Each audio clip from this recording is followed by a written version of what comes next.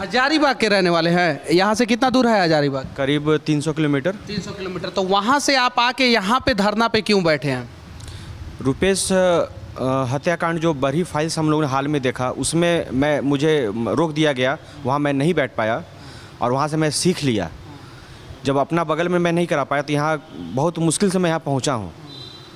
Letter जितना होता है लेटर वगैरह सब कुछ दे करके, लेकिन प्रयास सरकार का रहा और यहाँ के प्रशासन का किसी तरह से इसको नज़रबंद कर दिया जाए।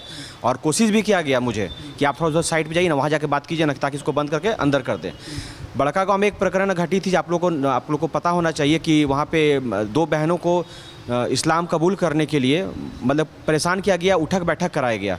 ये न्यूज़ सब जगह चला था। तो उसमें भी मुझे अनशन में बैठना पड़ा और 36 घंटे में सरकार मतलब कि जो प्रशासन है। अभी अगर आपको जेल में डाल दिया जाए तो क्या होगा? जेल में क्यों डाल दिया जाएगा? आपका 144 का उल्लंघन नहीं कर रहे हैं। आपको 26 तारीख को हम लेटर लिख के दिए हैं। 24 तारीख को बहन से मिलने हम रिम्स से गए थे, लगातार वहाँ संपर्क हम साधे हुए थे, क्राउड फंडिंग हम लोग स्टार्ट करवा दिए थे जो सहयोग हो पाया। और उसके बाद से 26 तारीख से हम सरकार से गुहार लगाना स्टार्ट कर दिए कि आप इन बहन का इलाज के लिए आप व्यवस्था कीजिए और नहीं कीजिएगा। बहन का इलाज का व्यवस्था सही हो गया होता तो शायद बच जाती। मैं आपको ये बताना चाहता हूँ कि बहन का 65% शरीर जला हुआ था। मैंने सामने जाके मैं देखा हूँ 24 तारीख को, और तुरंत मैं सरकार को लेटर लिख के दिया, सीएमओ को लिख के दिया, वहाँ के एसडीओ को लिख के दिया और चेतावनी भी दी 3 दिन में यदि नहीं होगा तो मैं अनशन करूँगा वहाँ राजभवन के सामने। लेकिन मैं आपको बता देना चाहता हूँ, जब जिसका 65% शरीर जल गया है, ये बात कोई नहीं कर रहा है। आप उसको जनरल वार्ड में क्यों उसको भर्ती किए हुए हैं? आप उसको आईसीयू में क्यों नहीं भर्ती किए?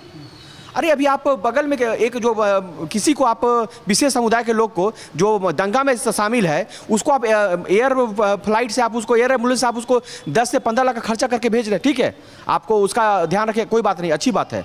लेकिन हमारी बहन 65% उसका जला हुआ है, आप उसको कम से कम आईसीयू तो वहाँ दिए होते, आप उसको आईसीयू नहीं दिए। एक दंगाई को एयर एम्बुलेंस के सहारे जो है रांची से जो है दिल्ली भेजा जाता है उसके इलाज के लिए, जबकि पुलिस जो है उसके ऊपर दंगा का चार्ज लगाई होती है।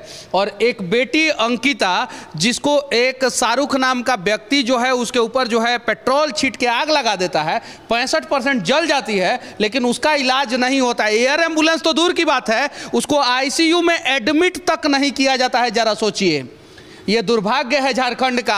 आज किसी और की बेटी अंकिता है, कल आपकी भी बेटी हो सकती है। और अगर आज हम लोग आवाज़ नहीं उठाए, यहाँ का सिस्टम सही नहीं हुआ, यहाँ का अस्पताल सही नहीं हुआ, तो एक ना एक दिन उस अस्पताल में आप भी मरेंगे और आपके लिए भी आवाज़ उठाने वाला कोई नहीं होगा। उम्मीद है आपको कि अंकिता को इंसाफ मिल जाएगा? मैं यहाँ पे आज अनशन में बैठा हूँ तो इसमें मेरा स्वार्थ है, अपने स्वार्थवश में यहाँ बैठा हूँ। क्योंकि कोरोना जैसी वैश्विक महामारी जब हमारे देश में आई, पूरे विश्व में आई, तो मोदी जी चिल्लाते रह गए कि मास्क पहनिए, घर तक जाएगा, आपको कोरोना होगा, लेकिन लोग नहीं माना। और एक समय ऐसा आया कि घर तक नॉक करके सबको कोरोना हुआ। ये जो जिहाद का परिक्रम पूरे देश में चल रहा है, ये एक दिन मेरे घर में भी आएगा और मेरे घर में भी मेरी बेटी के साथ होगा और कल उसके घर में होगा, सबके घर में होगा। तो मैं इसलिए यहाँ पे बैठा हूँ। यदि झारखंड सरकार, जो मेरा 4 मांग है, अपने 4 मांग को जो मैं लेके बैठा हूँ, पहले मांग को मैं रख देता हूँ। मेरा पहला मांग ये है, झारखंड सरकार